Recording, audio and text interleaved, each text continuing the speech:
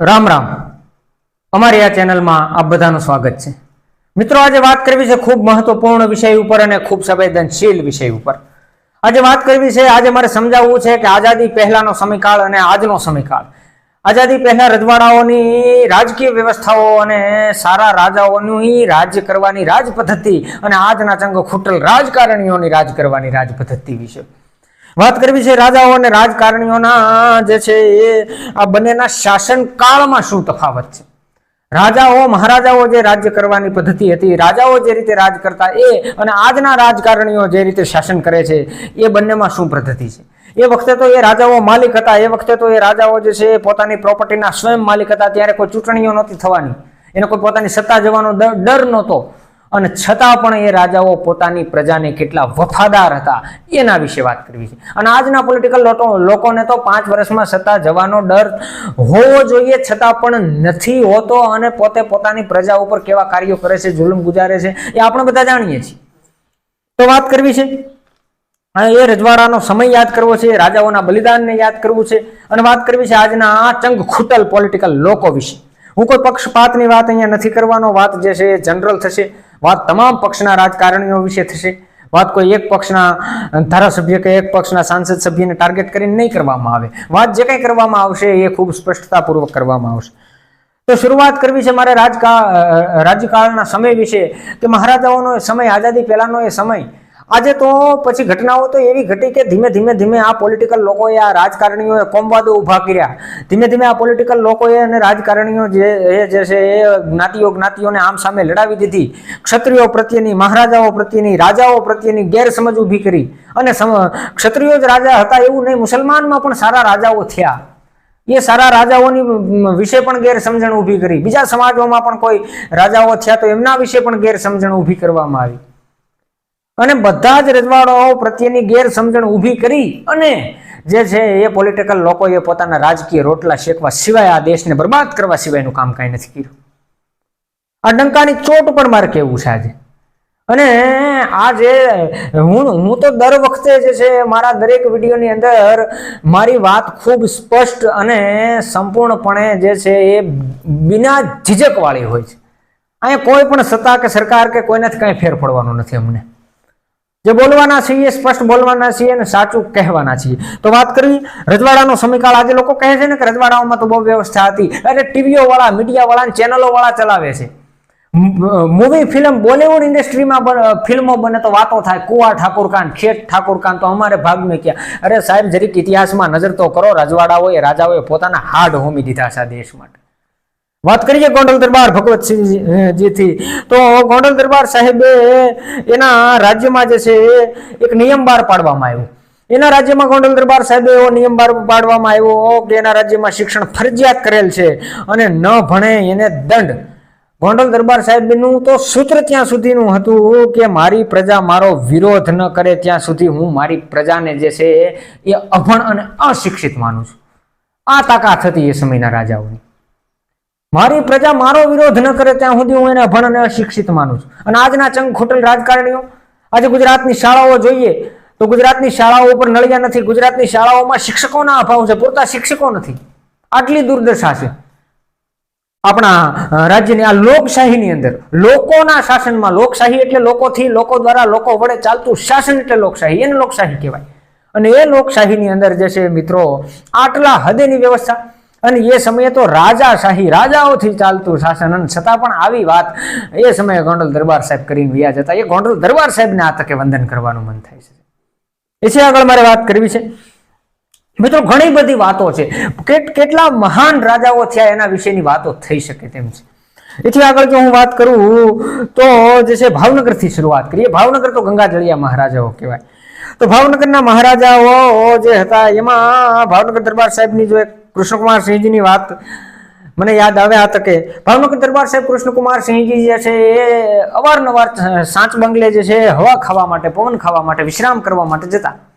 હવે ત્યાં જે છે દરિયાની ધુમ્મસ અને ઝાકળના હિસાબે જે છે એ સવારના પોરમાં જાય એટલે બહુ કાંઈ સ્પષ્ટ બધું દેખાય નહીં, ખૂબ ઓછા માણસો સાથે। અને ભાવનગર દરબાર સાહેબ પોતે એક સામાન્ય પોશાક પહેરતા, સાધારણ કપડામાં હોય।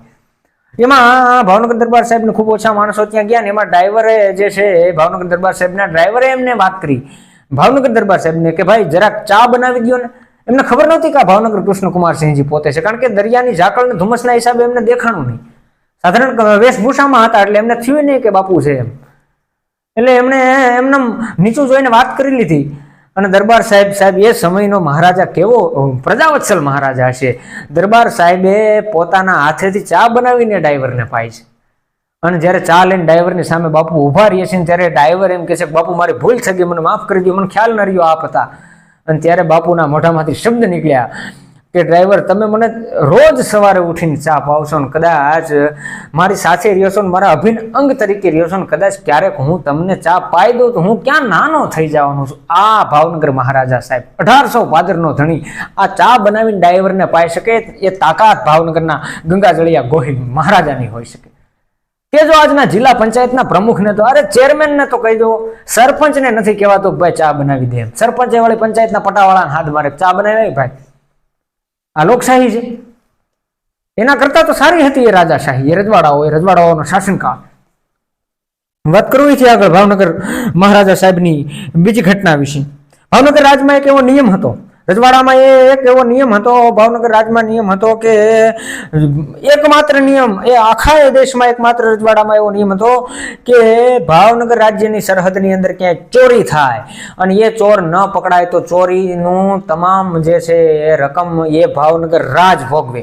ચોરને પકડી દેવાની જવાબદારી ભાવનગર રાજની, અને જો ચોર ન પકડાય તો ચોરીના જેટલી સંપત્તિ હોય એટલી રાજ ભોગવે.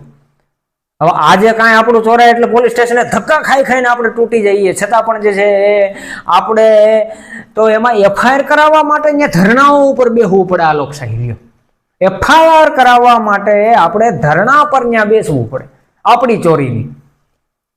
હવે સમજી લો રાજાશાહી સારી હતી કે લોકશાહી સારી હતી, આ તફાવત રાજાશાહીમાં લોકશાહીમાં. આ ઘટના છે.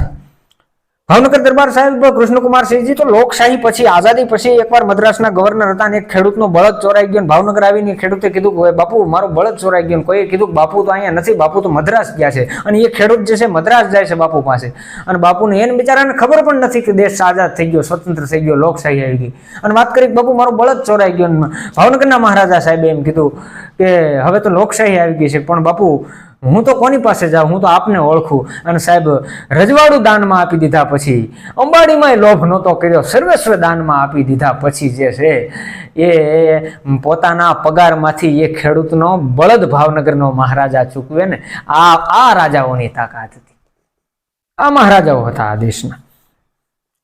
દરબાર વજીર સંઘને જે છે એ પોતે નિલંબાગમાં બેઠેલા અને કોઈ ભિક્ષુકે પથ્થરનો ઘા કર્યો બોરડી ઉપર અને બાપુને પથ્થર લાગે અને માણસો એ ભિખારીને પકડીને દરબાર વજીર સંઘ પાસે લાવે અને એમ કહેવામાં આવે કે બાપુ આ ભિખારીએ જે છે આપણા પર પથ્થરનો ઘા કર્યો હતો અને શું સજા કરવી જોઈએ. અને ત્યારે બાપુ એમને પ્રશ્ન કરે કે ભાઈ તે કેમ મારા પર પથ્થરનો ઘા કર્યો. બાપુ હું એક ભિખારી છું, ભિક્ષુક છું, અને મને જે છે ભૂખ લાગી હતી એટલા માટે આ બોરડીની ઉપર મેં પથ્થરનો ઘા કર્યો. આ બોરડી બાપુ મને જે છે પથ્થરનો ઘા કરું એટલે બોર આપે. અને ત્યારે ભાવનગરનો ગંગાજળિયો મહારાજા વજીરસંઘ એમ પૂછે કે કેટલાક બોર આપે ભાઈ તને, કે આ બોરડી બાપુ મને જે છે ખોબો ભરીને બોર આપે. કે જો આ બોરડી નિર્જીવ ખોબો ભરીને બોર આપી શકતી હોય તો હું 1800 પાદરનો ધણી આને ખોબો ભરીને ચાંદીના રૂપિયા ન આપી શકું. અને સાહેબ એ ભિક્ષુકને ચાંદીના ખોબો ભરીને રૂપિયા એ ભાવનગર આપી શકે, એ રજવાડાઓ આપી શકે. આજના ધારાસભ્યને પાણો તો શું, ધારાસભ્યને તુકારો કરીને જોઈ જવો ખબર પડે કે લોકશાહી સારી હતી કે રાજાશાહી સારી હતી. ઘણા મંડાણા છે દેશ આઝાદ થઈ ગયો, નામ થઈ ગયું, તેમ થઈ ગયું. ધારાસભ્યને તુકારો કરી શકો? ધારાસભ્યની સભામાં સામા માયક લઈને સવાલ પૂછવાની તાકાત નથી ઉભી થતી આપણામાં. કોઈ પણ પક્ષનો ધારાસભ્ય હોય, ભલે હું કોઈ પક્ષપાતની વાત નથી કરતો, કોઈ પણ પક્ષનો ધારાસભ્ય હોય એને આપણે તાકાતથી પૂછી નથી શકતા આપણે એને કે ભાઈ તે ચૂંટણી ટાઈમે અમને જે વચનો આપ્યા હતા કેમ આ કામ અમારું ન થયું. અને એ સમયે સાહેબ પાણો મારે અને દરબાર સાહેબ એને ચાંદીના રૂપિયા આપી દે. આ પ્રજાવત્સલ મહારાજાઓ હતા. એટલે એ છે. વાત કરીએ જસદણની, તો જસદણ દરબાર સાહેબ અને જસદણ દરબાર ગઢની અંદર જે છે એક એ વખતે રસોડું ચાલતું. રસોડામાં જે છે એ તમામ પ્રજાજનો જે છે ભૂખ્યા હોય તો એમને જમવાનું મળી જશે રે, આવી વ્યવસ્થા એક જસદણમાં દરબાર સાહેબ દ્વારા કરવામાં આવેલી. અને એમાં એક ઘટનાક્રમ એવો ઘટ્યો કે જસદણ દરબાર સાહેબે જે છે એ એકવાર પોતાની સવારી લઈને આવવું અને આખી પોતાની પ્રજા બપોરે જેમા વગરની જે છે ટળવળે છે અને ભોજનની વાટે બેઠી છે અને દરબાર સાહેબની એન્ટ્રી થવી અને દરબાર સાહેબે પ્રશ્ન કર્યો કે કેમ અમારી પ્રજા ભૂખી છે, અમારું રસોડું ચાલે છે ને આ પ્રજાજનો આજ ભૂખા ટળવળે છે મારા રાજ્યની અંદર, આવું કેમ બની શકે? કારભારીએ કીધું બાપુ બધી વ્યવસ્થાઓ છે, કાંઈ ઘટતું પણ નથી, પણ એક બળતણના અભાવે જે છે અમે એ સમયે તો આવી ગેસ ને સિલિન્ડરોની એવી વ્યવસ્થાઓ નહોતી, એટલે બળતણથી ચૂલ, જેને દેશી ભાષામાં કહીએ, જેમાં વડીલો અને સમજદાર માણસો છે એને ખબર છે ચૂલમાં જે છે એ બધી રસોઈ કરવામાં આવતી. એટલે કીધું બાપુ બળતણના અભાવે જે છે એ આ પ્રજાજનો ભૂખ્યા છે એમ. અને એ સમયે જસદણ દરબાર સાહેબે કીધું કે ક્યારે બળતણ આવશે? કે બાપુ હિંગોળગઢ લાકડા લેવા માણસો ગયા છે. હવે એ સમયે ખૂબ વાહન વ્યવસ્થાઓ હતી નહીં, કે તો બહુ વાર લાગી જાય, આ બપોરનું ભોજન સાંજે ન થવું જોઈએ. મારા ગઢમાં મારા હાથી પગા ઢોલિયા છે, હાથી પગા ઢોલિયા ઘણા આમાંથી નહીં જોયા હોય, જેને આજે આપણે બેડશીટ કહીએ. એ સમયે એવા બેડશીટ તો નહીં, પણ એ આકારના હાથીના પગ હોય એ આકારના એવા ઢોલિયા આવતા, એવા પાયાવાળા. અને એ હાથી પગા ઢોલિયાને ફડાવી નાખો અને એ ઢોલિયાને ફડાવીને બળતણ તરીકે ઉપયોગ કરી નાખો. મારી પ્રજાનું પેટ ભરી દો. મારા આશરેથી આ જસદણના આંગણેથી કોઈ ભૂખ્યો ન જવો જોઈએ. આ એ સમયના રાજાઓની તાકાત હતી.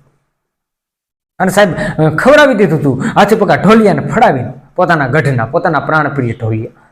આજના નેતાના ફાર્મ હાઉસમાં જઈને ખાલી એ નેતાને એટલો પ્રશ્ન કરી જવો કે માનનીય ધારાસભ્ય શ્રી, અમે આપને મત આપ્યા છે, આપ અમારા જનપ્રતિનિધિ છો અને અમારા ઘરે અમારા દીકરાના લગ્ન છે, અમારે ક્યાંય પણ પ્લોટ મળતો નથી, તમારું ફાર્મ હાઉસ હાવ પડ્યું છે, તમારા ફાર્મ હાઉસમાં 2 દિવસ અમારા દીકરાના લગ્ન કરવા દો, અમારે મફતે નથી કરવા, તમે કહો એ પૈસા આપી દેવા છતાં એમએલએ તમને ના પાડી દે, ત્યાં મારા ગેસ્ટ મહેમાન આવતા હોય, નથી ત્યાં ન થઈ શકે, બીજે ક્યાંક કરો વ્યવસ્થા.